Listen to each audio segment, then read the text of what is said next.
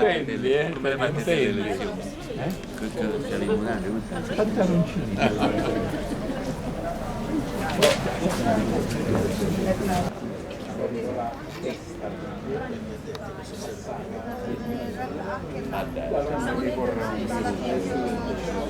Ma veramente? Sì, sì, sì.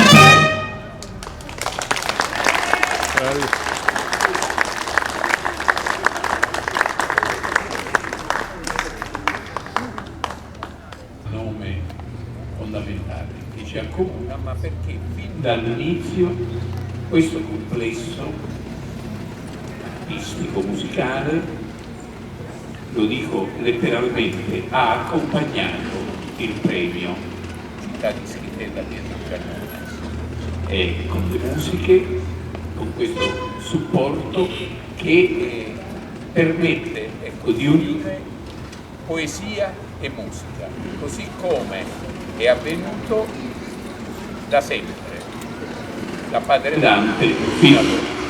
E allora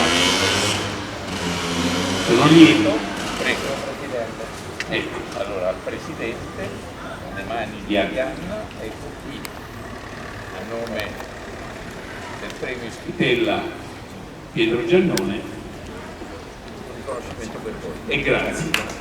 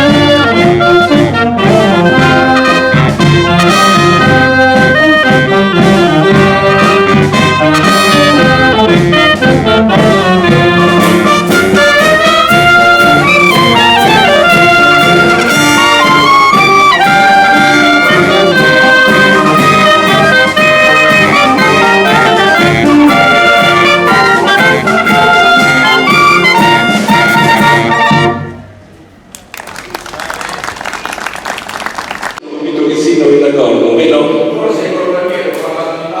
Parole, ha detto delle parole bellissime, però devono essere da prodromo a adesso una gioia nostra interiore ed esteriore. Prego, Presidente. Evviva! Del resto siamo in un luogo sacro, ma è sempre stato anche un luogo di comunità, non lo dimentichiamo. Dove secondo voi, cantavano i poeti e dove cantavano? Ce l'hai sicuro? Vai tranquillo. Non lo dico a memoria, ma insomma. Non la sai a memoria per me? Eccolo, perfetto. E quindi no, dico che la Chiesa, non solo il sagrato, ma dentro anche era il luogo in cui sì, anche Dante, Petrarca, gli altri, insieme ai loro amici musici, perché andavano sempre insieme. Io lo dico sempre ai poeti che scrivono oggi le poesie che noi leggiamo con gli occhi, mentre invece si sono sempre dette le poesie. Poi da un certo momento in poi, certamente anche l'invenzione della stampa ha aiutato alla diffusione, ma ha anche modificato un po', no? Per cui la poesia bisogna anche sentirla, bisogna sentire il suono del senso. E in chiesa si faceva questo prima, musica e poesia. Non a caso siamo qui, non a caso. E quindi questo mi pare importante così dirlo, perché è un elemento della tradizione del premio che ha sempre messo insieme poesia e musica. Quindi all'inizio. Un'altra cosa voglio dire, e sono lieto di dirlo in presenza del sindaco, il premio Schitella Pietro Giannone, 18ª edizione, la maggiore età, e quindi prendendo l'auspicio del sindaco che sia in questo momento anche di rilancio, no? Del premio dopo la fase del Covid e non solo, certamente dopo questa fase, ma anche così più in generale. Ecco, allora da questo punto di vista Pietro Giannone è un nome importante che, come sapete, ha sempre validato la dimensione della città che ha dato i natali, cioè Schitella. Addirittura sono andati sui libri, no? Viene chiamato il giureconsulto napoletano. Non è sbagliato, non è, però insomma va a Napoli dopo essere stata iscritta ed essersi formata iscritta.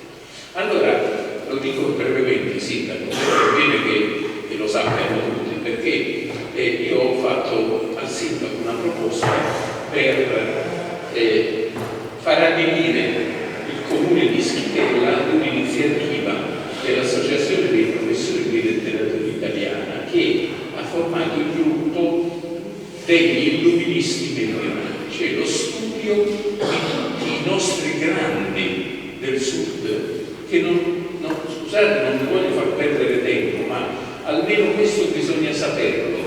E se l'Europa ha il grado di civiltà che ha avuto dal Settecento in poi, è dipeso anche da tutti i nostri grandi della Puglia, della Campania, della Calabria, che hanno, per esempio, fatto lezioni, scritto libri a Parigi, e quindi tutti i grandi che noi conosciamo nell'Europa, a Parigi, a Berlino, eccetera, si sono nutriti delle opere degli illuministi meridionali.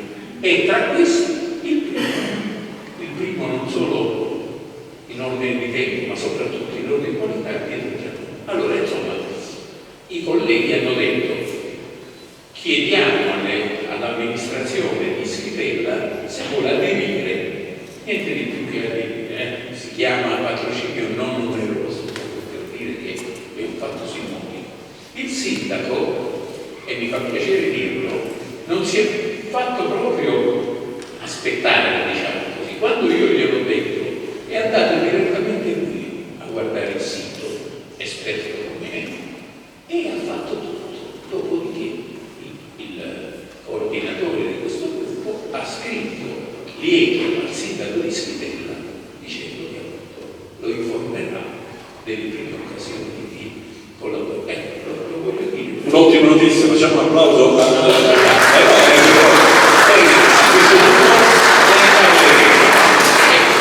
detto questo, un'altra cosa, scusate, devo dire, Angelo, tranquillamente, sei il Presidente. sì, no, ma parlo adesso, se non parlo più dopo aver letto il verbale, ed è che appunto ieri, come molti di voi sanno, c'è stata una manifestazione, la rituale manifestazione che precede la cerimonia di conferimento proprio del premio, giù a Foce Varana, nel B&B del Lago, che è ormai la nostra scena, parlo proprio dal punto di vista dell'accoglienza anche teatrale, oltre che umana, e abbiamo fatto lì anche delle presentazioni di libri interessanti nell'area garganica. Ecco, devo ricordare che questo non è stato fatto così per la prima volta, ma che già, come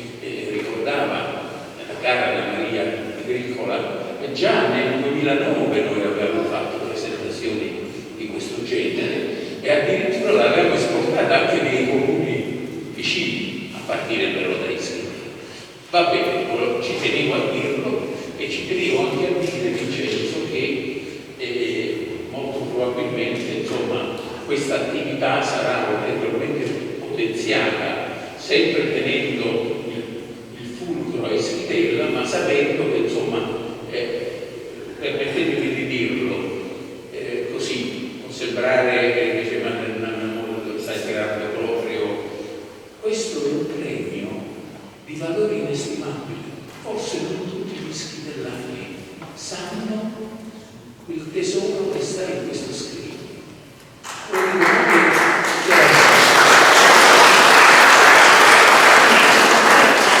I vincitori, i concorrenti hanno partecipato a questo premio perché è un premio importante. Essere riconosciuti come vincitori o comunque con la menzione decorosa di questo premio significa in qualche modo avere la sanzione di essere poeti. Insomma, rendiamoci conto di che cosa significa a livello nazionale. Ecco, vorrei tanto che questo fosse veramente una consapevolezza di tutti, perché, ripeto, non sappiamo fino in fondo il tesoro che abbiamo, e invece questo tesoro deve essere valorizzato. Basta.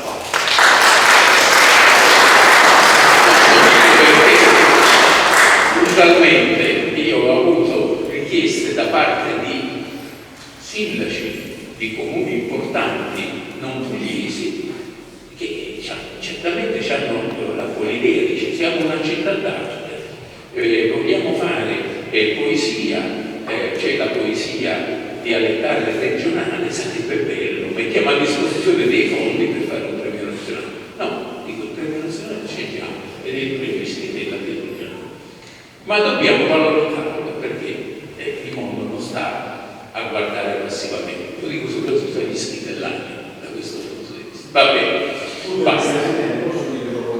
Prego.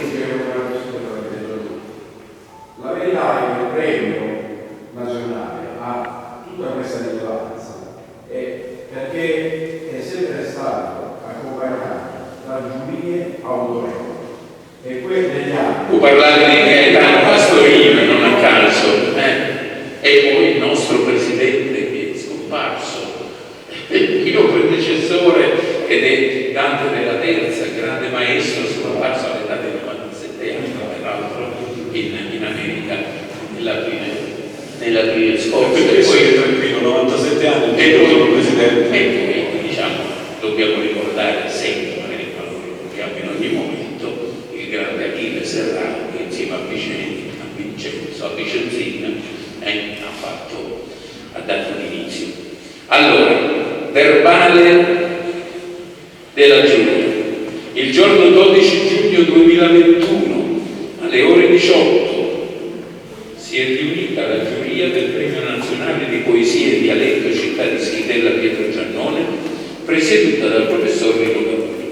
Sono presenti giurati Anna Maria Curci, Manuel Cohen, Cosma Siani, Marcello Teodonio, Giuseppe Massara e Vincenzo Luciani, con funzioni anche di segretario.